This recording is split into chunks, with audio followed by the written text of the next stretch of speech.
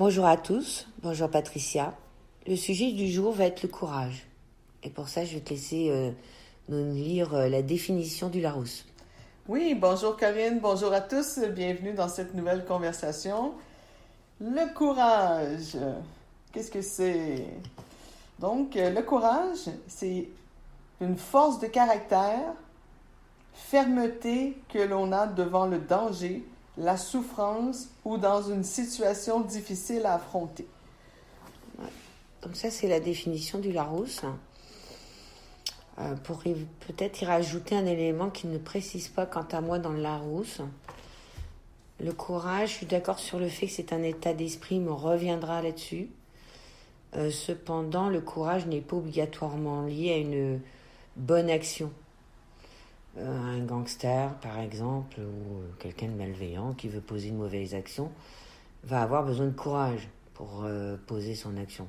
Vol de banque, comme ça se faisait à une certaine époque ou autre, il est évident que même si c'est une action qui n'est pas vertueuse, il va falloir du courage à cette personne pour pouvoir effectuer cette action-là. Souvent, il est vu dans le terme populaire comme étant vertueux, le courage. J'ai envie de dire oui et non. Oui et non. Moi, je trouve quand même que le courage est quand même aussi associé à la persévérance. Avoir le courage de faire quelque chose et de le mener à terme. Des fois, ça nous demande de la persévérance, du courage, de la volonté. Je pense que ça rejoint un petit peu cette force de caractère dont le Larousse faisait mention dans la définition. Aujourd'hui, je dirais que ça prend du courage en 2021 pour savoir dire non. Et je pense que c'est un aspect du courage aussi, de savoir s'affirmer et d'être capable de dire non. C'est sûr que là, c'est peut être une action liée au courage de dire non. Mais à nouveau, pour essayer de mieux voir qu'est-ce que le courage. C'est quoi le courage d'abord? Déjà, ça s'oppose à la paresse. Il est évident que pour avoir du courage, il ne faut pas être paresseux. Ça, c'est une des premières étapes. Dans l'état d'esprit, il ne faut pas être paresseux. De surcroît, il ne faut pas être peureux. Il ne faut pas être peureux de la vacuité, du silence. La personne qui est courageuse va vraiment être capable, avant de poser une action dite courageuse, dans son caractère ou dans son expérience, mais en tout cas dans son état d'esprit, c'est une capacité d'être à l'aise dans l'inconfort. Pour moi, c'est vraiment la partie déterminante de ce qu'on peut appeler le courage. Et qu'est-ce qu'il faut, entre guillemets? Je crois qu'il faut avoir apprivoisé à plusieurs reprises la notion de la peur, la notion du silence, cet opposé à la paresse. On peut être tous à un moment donné tentés à la procrastination, on peut être tous tentés à la paresse, ça ne tente pas, à la facilité. Le courage fait complètement abstraction de ça, puisque pour lui, le temps n'existe pas. Dans le courage, j'aimerais aussi rajouter cet aspect-là, la notion du temps. Une personne qui est courageuse, je pense, et à la particularité, c'est de ne pas voir la montagne dans son entier, mais le trajet à chaque instant, au moment où il doit être fait. Donc il n'y a plus la grosseur devant lui, de la difficulté de se dire « Mon Dieu, la montagne est trop grosse ».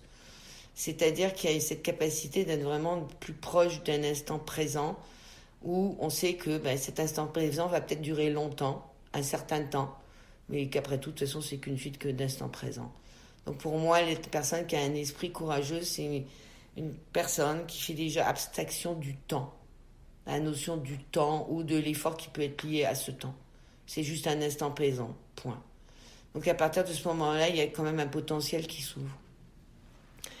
Ce que je trouve aussi intéressant au niveau de le courage, quand on regarde les personnes, là où on parlait un peu plus héroïque, mais là le mot change, c'est-à-dire quand il y a une action dite courageuse, comme par exemple plonger pour aller sauver un enfant. Ce qui est toujours intéressant quand ces personnes-là se sont interviewées, c'est qu'ils vont dire « j'ai pas réfléchi, j'ai fait ce qu'il fallait faire ». Donc ça veut dire qu'il y a une application d'une notion de gros bon sens, mais d'un calcul très rapide. Donc quant à moi, quelqu'un qui est courageux, c'est quelqu'un qui a accès à de la clairvoyance. Pourquoi? Parce qu'en général, on voit bien que c'est pas une action qui est complètement réfléchie, donc ça ne passe pas par... Mais il y a un gros bon sens avec une analyse de rentabilité.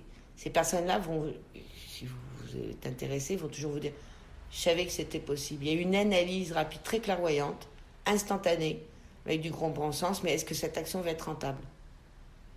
C'est-à-dire qu'il ne s'agit pas de quelqu'un qui va se jeter au bord d'une falaise pour aller sauver quelqu'un, sachant que lui risque sa vie parce qu'il n'est pas bon nageur. Il y a une analyse spontanée de l'instant. Donc à nouveau, il n'y a pas de notion de temps. Donc on parle d'un état d'esprit. Et c'est pour moi déjà des signes significatifs. Et ce n'est qu'à travers l'expérience qu'on va pouvoir découvrir est-ce que je suis courageuse. Par contre, on peut l'expérimenter dans notre quotidien. Oui, mais je pense aussi, moi, je trouve que dans la période actuelle, moi, j'associe beaucoup le courage à quelqu'un qui est capable de se tenir debout puis de dire non. Puis de se respecter, puis en même temps, je pense que... Dire non, ne pas suivre le courant quand ça vient en contradiction avec nos valeurs, avec notre expérience de vie, notre façon de penser, puis que de ne pas se laisser submerger, puis d'être capable de dire « wow, non ». Je pense que ça demande du courage aujourd'hui de là, simplement... Ça, c'est le courage de la force de conviction. Ouais. Mais là, ça veut dire qu'il faut qu'il y ait une force de conviction en aval. Donc Ouais. là, c'est plus une question de conviction, c'est peut-être ce dont tu me parles. Ouais, peut-être. Ouais. La conviction, c'est-à-dire qu'une fois que tu as eu soit une information inspirée ou une information scientifique ou même toi-même une prise de conscience qui te donne l'envie de dire non, soit une action, soit une emprise, soit à l'attitude de quelqu'un, une phrase ou quoi que ce soit, de dire non, c'est que ça touche tes convictions. Ça demande, oui, du courage, mais là, c'est du courage de l'authenticité, d'exprimer sa vérité. Et effectivement, là, c'est un autre aspect parce qu'on peut voir que le courage a plusieurs applications dans la vie. Ce n'est pas obligatoirement, je vais aller aider le gamin qui va se noyer. C'est le courage aussi de l'authenticité de sa vérité. Ouais. D'être capable de dire à quelqu'un, regarde, je vais te dire quelque chose de très désagréable parce que ça fait partie de ma vérité. Voilà. Tu es prêt à l'entendre ou pas, mais regarde, on y va. C'est prendre du courage, parce qu'on sait très bien qu'en faisant cette action-là, inévitablement, il peut y avoir une réaction, mais qui va appartenir à la personne qui aura reçu le message. Le courage, c'est aussi le courage d'aller au bout de ses actions. Ouais. Donc on peut voir que le courage, c'est pas une action déjà obligatoirement physique, c'est un état d'esprit. Et souvent, on va glorifier ces personnes qui sont dites courageuses. Pour vous donner des pistes de réflexion, j'ai envie de vous dire le temps. Donc, ne pas, si vous positionnez une notion de temps dans votre existence, vous perdez tout courage. Si vous scindez votre vie en notion de temps, journée, en termes de temps, j'ai pas le temps, je manquerai de temps, vous allez couper toute possibilité de courage. De apprendre à être mal à l'aise. Le courage, c'est quelqu'un qui est très inconfortable, a compris que c'était une illusion, que la peur était une illusion. Ça ne veut pas dire qu'il ne ressent pas de la peur ou de la crainte. La peur et la crainte sont intrinsèques à notre vie, ils font partie des sentiments que nous avons. Donc tout le monde va à un moment donné, une voiture vient vers vous, oui, bien sûr, il serait déraisonnable de ne pas avoir peur. Ça ne sert à rien d'annuler la peur, elle nous sert, elle nous est très utile. Vous avez un feeling anxiogène, vous marchez dans la nuit, dans un endroit que vous ne connaissez pas, vous avez un feeling de crainte, j'ai envie de vous dire, écoutez-vous. Cependant, la personne qui a du courage va être capable de, non pas dépasser, mais de comprendre que c'est une illusion. D'avoir déjà expérimenté ça, s'être rendu compte que cet instant d'anxiété et de peur, finalement, c'était rien, et donc d'aller au-delà. Ouais. Mais c'est donc, sûr aussi... Je pense que dès qu'on a un sentiment de peur ou d'inconfort, du moment qu'on prend action, qu'on se met à bouger, déjà on fait preuve de courage pour affronter notre peur. Puis souvent, la peur disparaît parce qu'on n'est pas gelé sur place. Des fois, on dit, les gens, j'avais tellement peur que je ne pouvais plus bouger. Mais du moment que tu commences à bouger, que tu fais un pas, que tu portes une action, déjà, tu inverses le processus. Puis déjà, en te levant, la peur diminue. Tu sais. Ça, c'est des états qui sont très connus, qui sont effectivement, qu'on a un choc dans la vie ou qu'on est face à un élément qui va sembler nous demander du courage, en général, l'être humain va passer par une première étape qui est la confusion. Et là, dans l'état de confusion, il y a une incapacité de prendre une décision. Après, il peut y avoir une réaction, colère, compréhension, mentalisation. La personne qui est courageuse, qui va avoir une réaction, ne va pas rentrer dans l'état de confusion. Et pour ça, ça demande à cet esprit, parce que là, c'est un esprit qui est en aval, avant d'avoir une attitude courageuse, en aval, a dû justement à contrer la paresse. Aller avoir la ténacité, la fermeté, la continuité et la persévérance. Pour moi, pour être confortable dans ce monde dans lequel nous vivons, la persévérance et la patience sont des mots-clés. Ah oui, c'est clair. Sont des mots-clés. Oui.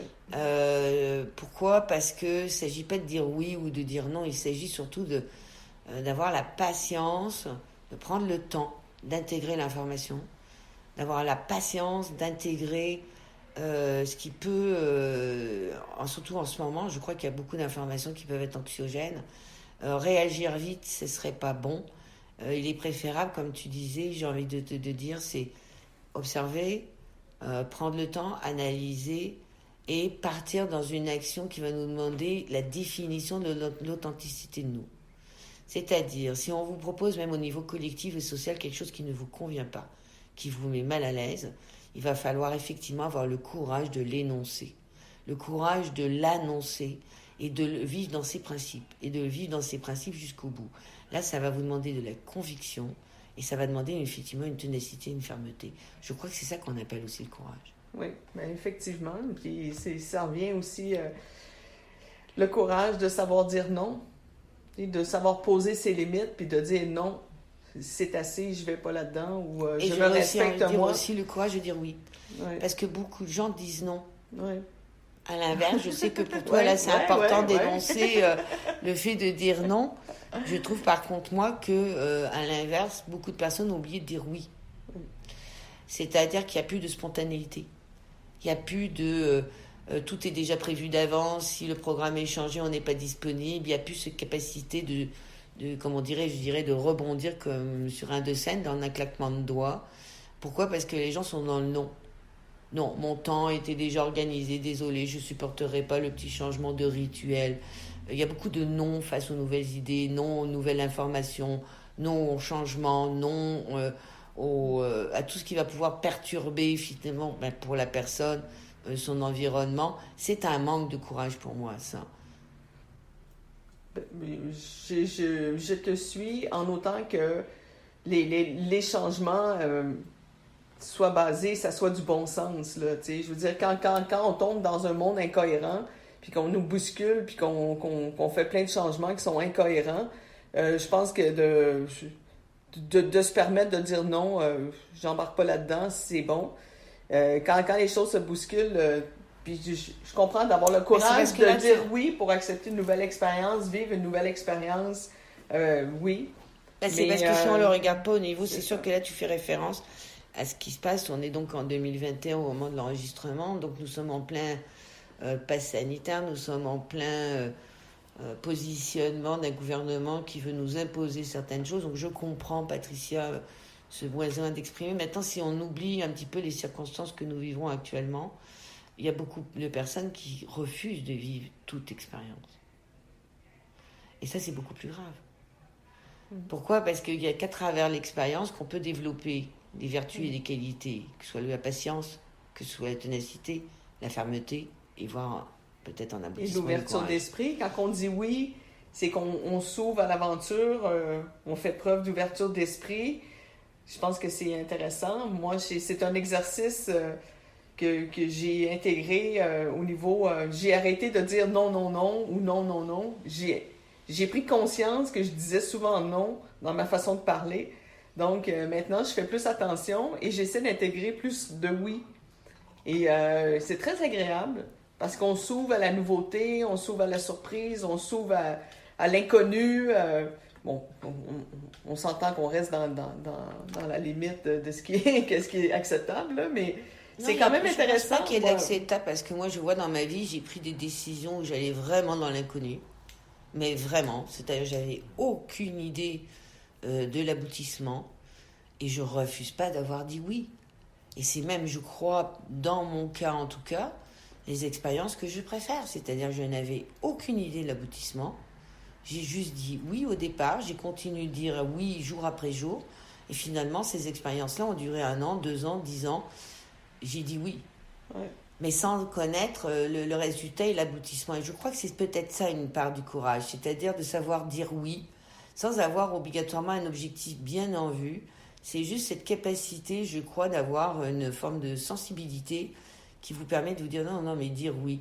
De surcroît, dans la vie, il n'y a pas, de toute façon, pour moi, de bonne ou mauvaise décision. Cette approche de toujours chercher la bonne ou mauvaise décision est pour moi le monde de la dualité. Comme s'il y avait une bonne ou mauvaise décision. Il y a pour chaque personne une limite. Donc pour certaines choses peuvent sembler farfelues. Pour ces personnes-là, c'est leur limite. Ce n'est pas une notion de bien ou pas. C'est une question de structure de la personne.